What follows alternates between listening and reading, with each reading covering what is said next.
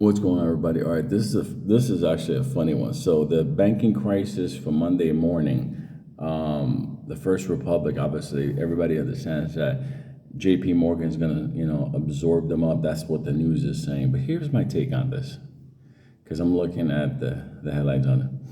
First Republic seized and sold to J.P. Morgan Developing.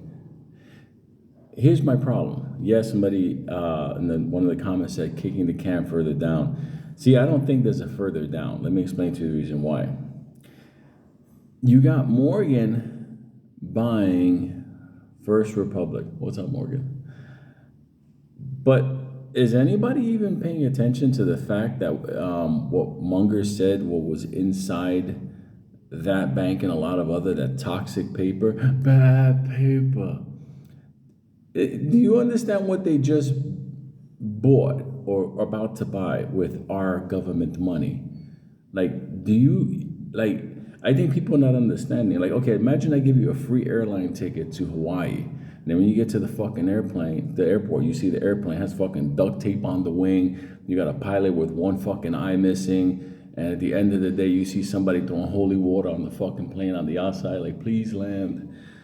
You're not gonna feel too fucking comfortable with that free fucking airline ticket. So here's the deal. So now you have Morgan seizing a bank, taking it over, buying it, that's full of toxic fucking paper.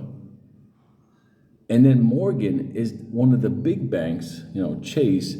And at the end of the day, how many people are tied to that?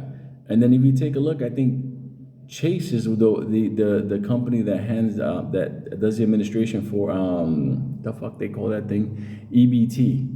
Like, do you understand like the cascading dominoes this shit is? Like, look, there's a list of banks that are in trouble, and nobody wants to talk about it, because how did we go from the stress test everybody passed to now we got a list of banks that are in trouble? Do you understand what I'm trying to tell you? Look, even if you take that bank and you wrap it up and absorb it, just take a look what UBS is going through right now with Credit Suisse.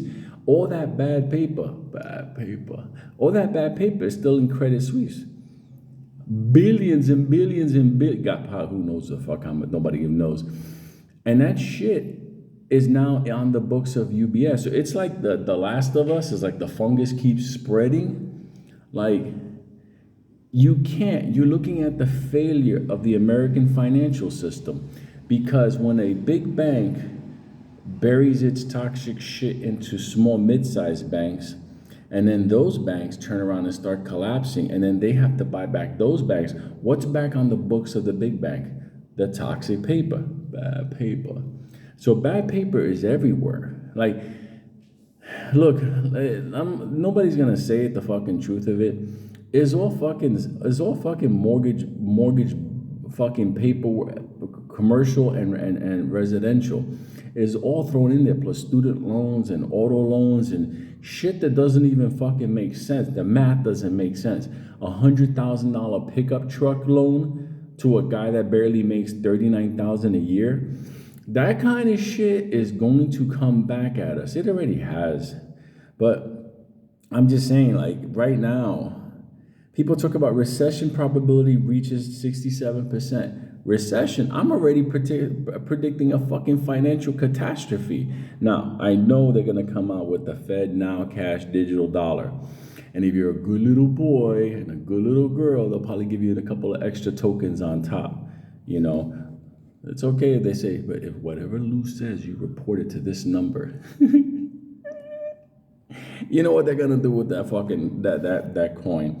They're gonna make people into like little snitches.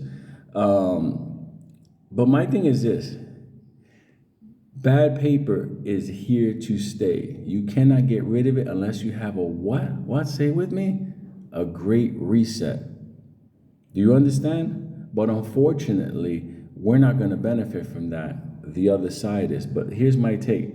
You could benefit from it if you prepare for it now. And the way of preparing is not a complicated thing. And I've said it before. A little bit of gold, a little bit of silver, cash on hand, because trust me, look at what's going on in Nigeria. If you want to have cash on hand, people are charging you 40% on the face value. So that means there's a black market now appearing in Nigeria for cash. So gold, silver, cash, some cryptos, because obviously they're used for payments. So obviously the Bitcoins, the XRP for the future value of it, the Cardanos, those kind of things. And just take care of the shit that you have to take care of, like certain dental stuff that has to be done, certain medical stuff, whatever. I'll be honest with you right now. I'm just saying, this is my opinion. Your loans, your big loans, will never get paid off.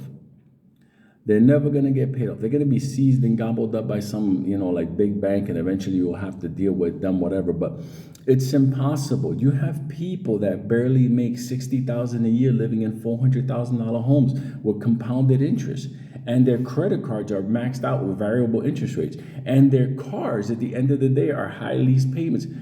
It's not math, motherfucker, is science. You can't fix that, no matter how you look at it. This is more than First Republic. This is much more than that. And I guess people have to now start getting into their brain that we're in the beginning of the end. There you go.